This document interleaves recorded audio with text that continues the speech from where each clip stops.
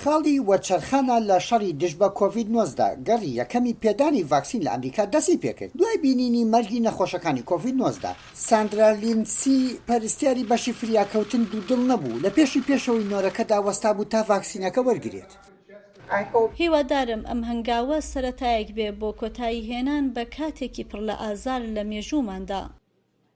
ئەم ڤاکسینە لە کاتێکی زەحمەتدا هاتووە کە لە ئەمریکا مردووی کۆڤید-19 گەیشتۆتە 300,000. نەخۆشخانەکان پڕن لە توشبوان و ئابووری وڵاتەکە شتێک شکاوە، بەڵام لەگەڵ گەیشتنی ڤاکسینی ڤایزەر بە خەڵک کە بەم دواییانە ڕەزامەندی لەسەر کرا لە 636 شوێن لە ئەمریکا دابەش کراوە. واش بڕیارە ڤاکسینی تریش لەم هەفتەیەدا لەلایەن بەڕێوەبەرایەتی خۆراک و دەرمان ڕەزامەندی لەسەر بکرێ. وەزیری تەندروستی و خزمەتگوزارە مرۆییەکانیش ئالێکس ئازار دەڵێت هیوا بەڕێوەیە.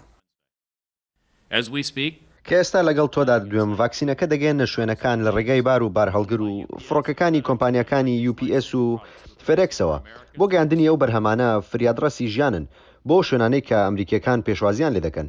تا کۆتایی ئەم هەفتەیە 2,900,000 کەس لێی دەدرێت. دەست بە لێدانی ڤاکسینەکە کرا لەوانەوە کە ژیانیان ڕوبەڕووی مەترسیەکە بۆتەوە، وەک کرێکار و کارمەندانی تەندروستی و خانەی بە ساڵات چوان. وا چاوەڕوانی ژەکرێ ڤاکسینەکە بۆ خەڵک بەگشتی لە کۆتایی بەهاری 2021دا لەبەردەسا بێ. شارەزایانیشی واخوازن کاتێکی باش بێت بۆ تێگەیاندنی ئەوانەی کە بەگومانن. بوونی ڤاکسینەکە بە تەنها کۆتایی بە پەتاکە ناهێنێت. پێویستە خەڵک ئامادە بن بۆ وەرگرتنی ڤاکسینەکە.